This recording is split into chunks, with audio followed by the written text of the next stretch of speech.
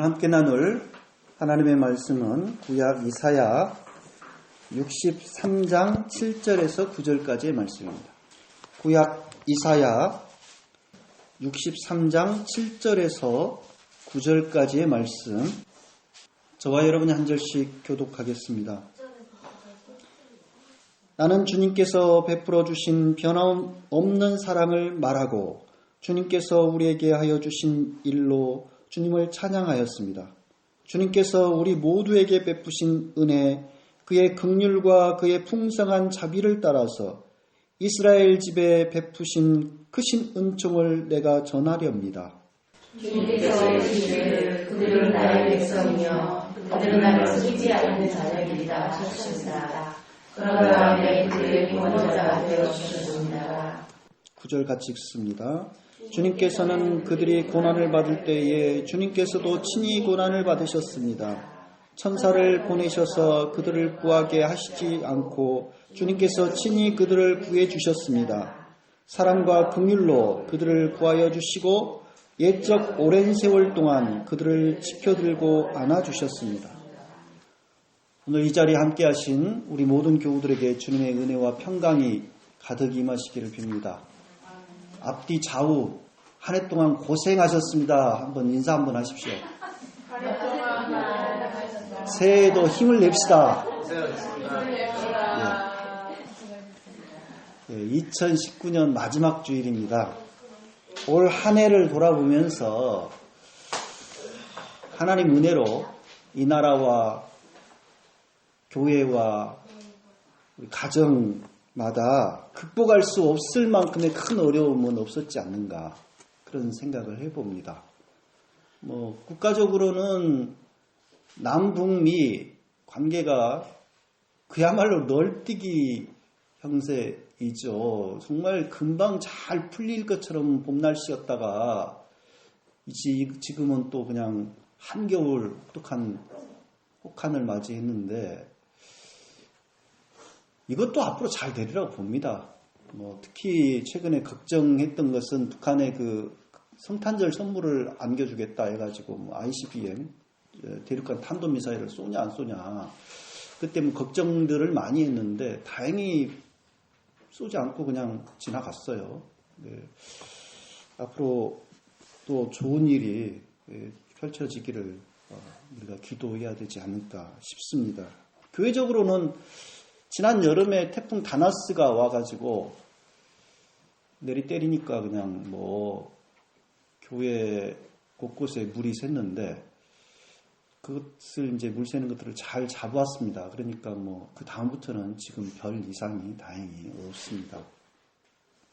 또 우리들 가정마다 크고 작은 걱정, 근심들이, 기도해야 될 제목들이 다들 있는 줄 압니다.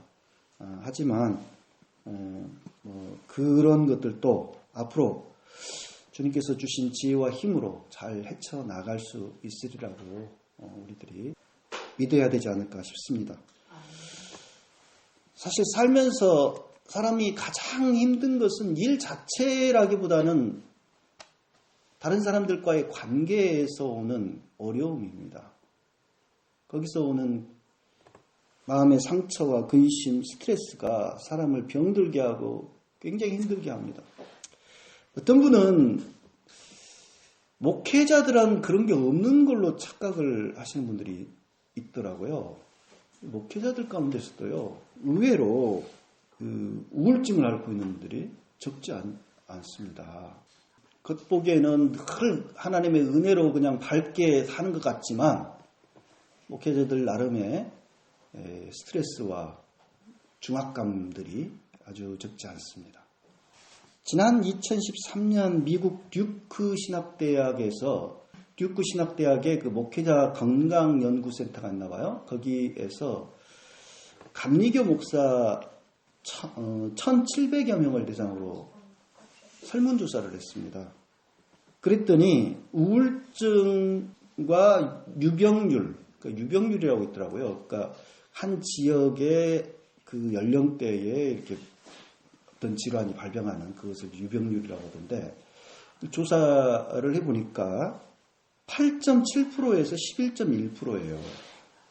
근데 일반인 평균은 5.5%거든요. 그러니까 일반인들보다 배 이상 우울증이 많게 나타나는 것을 알 수가 있죠. 우리 한국이라면 괜찮을까요? 저는 한국에서 조사는 아직 안 이루어진 걸로 알고 있는데 한국에서도 한국 목회자들도 만만치 않을 거라고 생각을 합니다. 최근에 얼마 전에 제 후배 가운데 한 목사도 우울증이 있다고 하더라고요. 그래서 난 속으로 뭐 목사가 뭐 우울증이야? 그랬었는데 되짚어 보니까 그 친구가 했던 이상행동이 이해가 되더라고요. 자신이 먼저 전화를 저한테 해가지고 전화로 통화를 하는데 내 이야기가 미처 끝나지도 않았는데 자신이 뭔 일이 있다고 하면서 끊어버리는 거예요, 전화를. 그런 게 2번이나 반복이 됐어요. 그래서 왜 저러나 했는데 나중에 알고 보니까 우울증이 있다는 거예요. 그래서 이해가 됐습니다. 비단 목회자뿐만 아니라 요즘 우울증을 앓고 계신 분들이 살펴보면 굉장히 많습니다. 특히 여성들에게 상당히 많게 나타나는 것을 볼 수가 있죠. 우울증과 일부 비슷하지만 다른 증세인 경계성 인격장애라는 것도 있더라고요. 이런 장애를 가진 분들은 이 감정의 기복이 굉장히 심하고 정서, 행동, 대인관계가 매우 불안정하게 나타난다고 합니다. 그래서 흔히 의부증 증세를 보시는 분들이나 또는 의처증 증세를 보이는 사람들은 이 경계성 인격장애 환자 질환을 앓고 있는 분들이 굉장히 많다라고 합니다. 그러니까 어릴 때의 부모님의 따뜻한 보살핌을 받지 못하고 부모님이 일찍 돌아가셨거나 그렇게 될 경우에 마치 버림받을까봐 누구로부터 늘 불안에 시달린다는 거죠.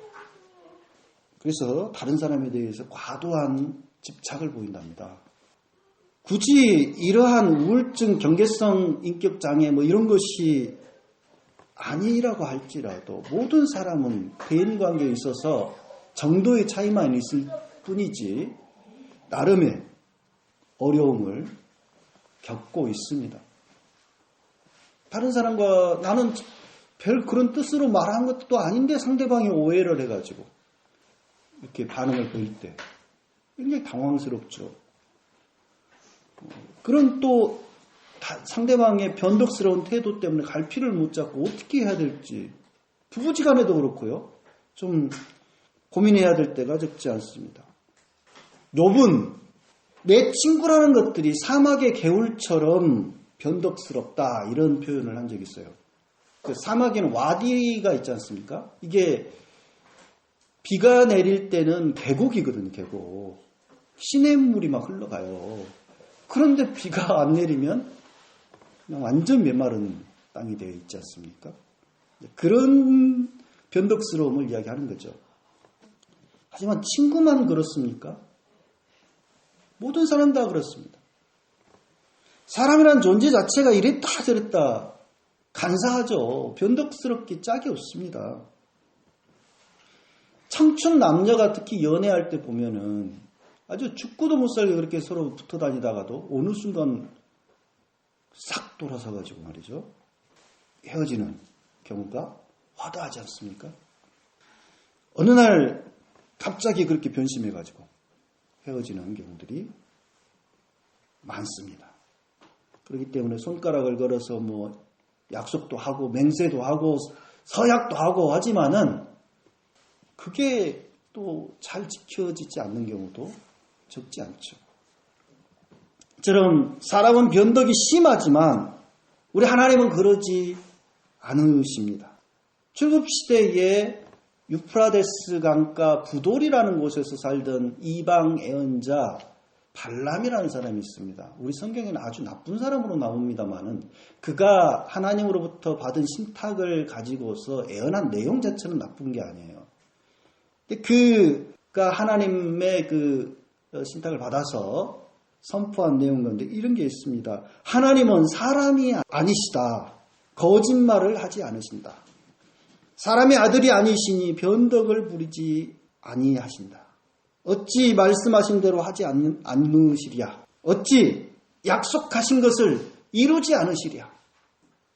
다 맞는 말씀이에요.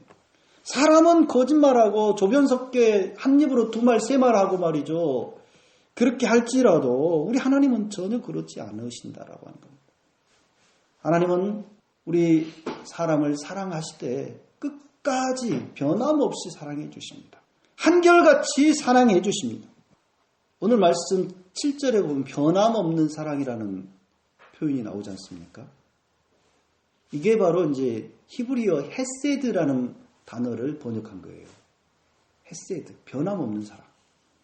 그리고 오늘 7절 말씀 끝부분에 보면은 그의 긍휼과 그의 풍성한 자비를 따라서라고 되어 있어요.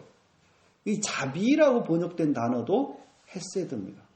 헤세드가 구약 성경에 자주 나오는데 이 단어가 우리말로 온전히 번역하기가 쉽지 않은 단어예요. 다양하게 번역이 됩니다. 자비, 인애, 변함없는 사랑, 또 선하심, 신의 또는 은혜 이렇게 번역이 되는데 이 그 헤세드의 기본 의미는 뭐냐?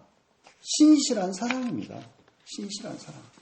예언자 호세아가 하나님의 말씀을 받아서 선포하기를 하나님께서 뭐라고 하십니까? 예언자 호세아를 통해서 나는 인애를 원하고 제사를 원치 아니하며 번제보다는 하나님 아는 것을 원하노라.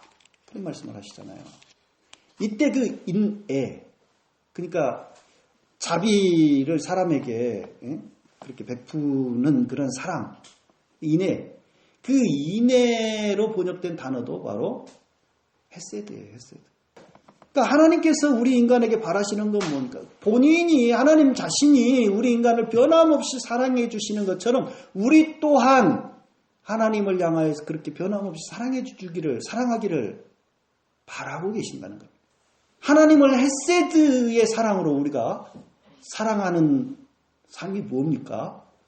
그것은 신명기 6장 5절 말씀. 너희는 마음과 뜻과 힘을 다하여 주 너의 하나님을 사랑하라. 그랬잖아요. 그게 바로 이제 헤세드적인 사랑이죠. 마음과 뜻과 정성을 다하여, 힘을 다하여 하나님을 사랑하는 삶. 그게 바로 변함없이 우리를 사랑해 주신 하나님에 대한 우리의 또 사랑이 되어야 될 줄로 믿습니다. 이사야는 이스라엘을 변함없이 사랑해 주신 그 하나님, 그 풍성한 은혜와 긍휼을 베푸신 하나님, 그 하나님을 찬양하고 그 사랑과 은총을 기억하여 전하겠다라고 말하고 있습니다. 근데 이게 뭐 이사야만에 해야 될 일은 아니지 않습니까? 우리 모든 그리스도인들이 하나님께서 베풀어 주신 은혜와 사랑, 그 긍휼하심을 기억해야 됩니다. 그리고 아직도 그것을 깨닫지 못하고 살아가고 있는 무사람들에게 전해야 되겠죠. 하나님께서 세상을 이처럼 사랑하사 그의 사랑하신 외아들을 세상에 보내주셨음을 저희들이 감사하고 기억하면서 지난 주일 성탄 감사, 축하 감사 예배를 드렸습니다. 임마누엘이신 우리들의 하나님의 사랑을 우리들이 다시 한번 새기면서 지난 주일을 보냈는데요. 자, 아기 예수님께서 이 땅 가운데 그렇게 메시아이신 예수께서 오셨으므로 과연 이 땅에 인간이 겪고 있는 모든 슬픔과 고통, 고난이 싹 사라졌습니까? 그랬으면 얼마나 좋겠습니까? 근데 그런 일은 벌어지지 않았습니다. 유대 백성들은 로마 제국에서 그 제국의 그 식민 치하였는데 예수님이 오심으로써 과연 해방되었습니까? 그 속박에서 벗어났습니까? 그러지 않았습니다. 그런 일은 벌어지지 않았습니다. 오히려 마태복음에 따르면 무슨 일이 벌어졌습니까? 예수님이 태어나심으로 베들레헴과 그 인근에 있는 2살배기 사내 아이들이 학살을 당하는 헤롯 대왕에 의해서 끔찍한 학살극이 벌어지지 않습니까? 예수님의 오심으로 슬픔과 고통, 고난이 다 사라지기는커녕 어찌 보면 오히려 슬픔과 고통, 갈등이 늘어나게 보이는 측면도 있습니다. 이와 비슷한 상황이 바벨론 포로 생활에서 돌아온 유다 공동체에도 벌어졌습니다. 그들은 포로 생활에 그 바벨로니아까지 끌려가가지고 얼마나 힘들게 살았습니까? 이제 조상 대대로 살던 땅, 아브라함, 이삭, 야곱, 우리 이스라엘 족장들에게 하나님께서 약속해 주신 땅, 그 땅으로 돌아가면 고생 끝, 행복 시작, 이렇게 되리라고 기대했습니다. 거기서 이제 성전을 짓고 나라를 독립시켜서 정말 하나님 섬기면서 잘 살 수 있으라고 생각했어요. 그래서 성전부터 지은 거 아닙니까? 돌아오자마자. 그런데요, 그런 일은 벌어지지 않았습니다. 계속해서 그 뒤로도 식민지 생활을 수백 년 계속해야 됐고, 살기는 좋아진 것이 아니라 빈부격차가 너무 심화되고 가난한 사람들은 너무너무 살기가 힘든 생활이 지속되었습니다. 같은 동포를 그 고리대금으로 착취하고 말이죠, 부자들이. 그렇게 하면서 서로 간에 동포 가운데 반목과 질시, 이런 갈등들이 계속되었죠.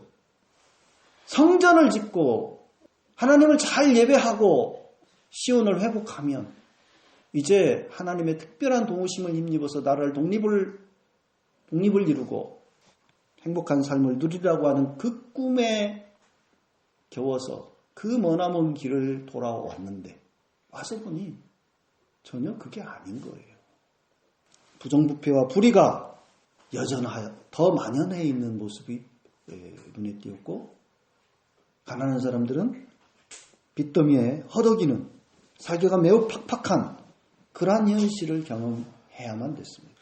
그래서 그들이 외치고 탄식하는 게 뭡니까? 오늘 말씀 뒷부분에 보면은 우리 조상들은 이집트에서 이끌어내셔서 바다 한가운데로, 그 깊은 데로 걸어가게 하신 그 하나님 도대체 어디 계십니까?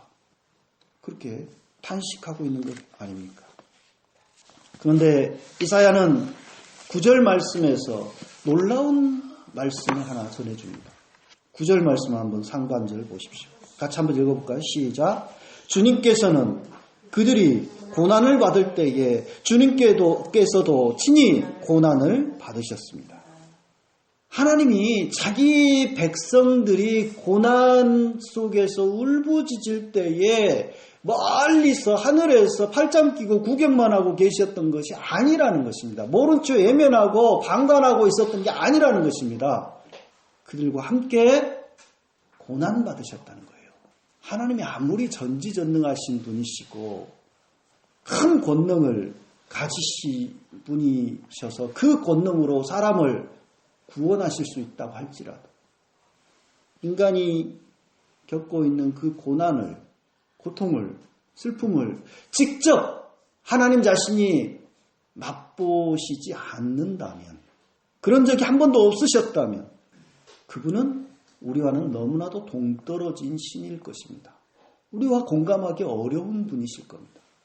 그러한 하나님이 아무리 훌륭한 말씀으로 우리에게 교훈을 주고 가르치고 위로를 하더라도 그게 위로가 되겠습니까? 위로가 되지 않을 거예요. 가슴에 그런 말들이 다가오지 않을 겁니다.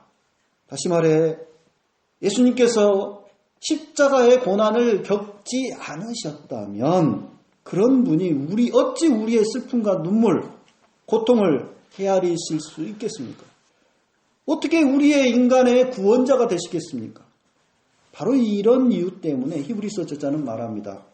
하나님께서 많은 자녀를 영광에 이끌어 들이실 때에 그들의 구원의 창시자 곧 예수님을 고난으로서 완전하게 하신 건 당연합니다.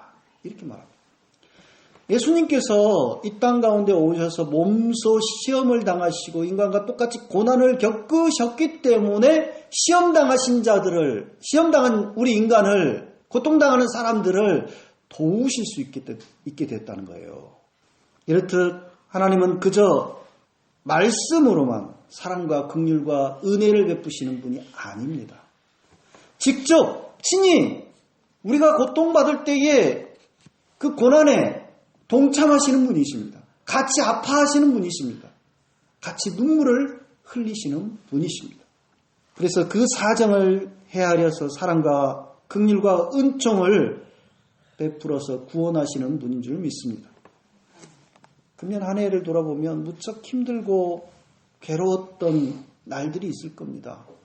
내가 그렇게 힘들었었는데, 내가 그렇게 울부짖을 때 하나님 도대체 어디에 계셨습니까? 왜 나를 외면하셨습니까? 라고 하나님에 대해서 야속하게 생각한 적이 있었을 겁니다.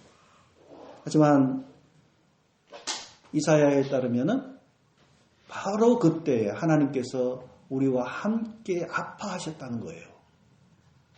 함께 고난을 겪고 계셨다는 거예요.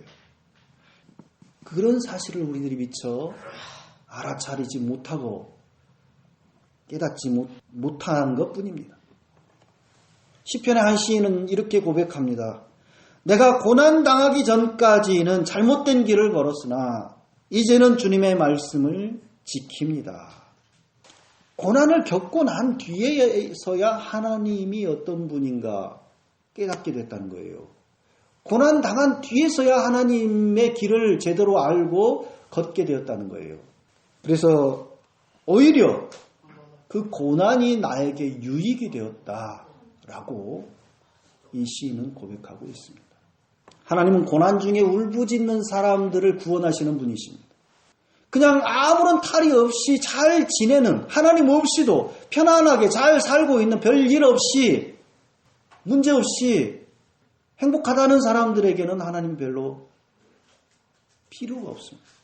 그분은 고통 속에, 고난 중에 울부짖는 사람들에게 구원의 손을 내밀어 주시는 분이시고, 그 탄식의 소리를 듣고 구원하시는, 그 아픔에 동참하시며 구원하시는 분이시기 때문에 우리의 구원자이신 것입니다. 내년에도 우리에게는 만만치 않은 일들이 분명히 닥칠 것입니다. 하지만 그 모든 난관 중에서도 우리를 변함없이 사랑해 주시는 하나님, 우리와 아픔을 같이 하시는 하나님, 은총과 사랑으로, 긍휼로 우리를 구원하시는 하나님. 우리 긍휼이라는 단어도 히브리어로 굉장히 의미가 깊어요. 이게 라훔이라는 단어인데, 이게 해산의 고통을 이야기하지 않습니까? 그 고통 중에서 구원하시는 거거든요. 그래서 그러한 고통 속에서 우리를 구원하시는 하나님, 그 하나님을 바라보며 주님의 손을 굳게 잡고 삶의 모든 역경을 넉넉히 이기고 주님께 감사와 찬양을 드리는 우리 모든 교우들 되기를 간절히 기원합니다. 기도하겠습니다.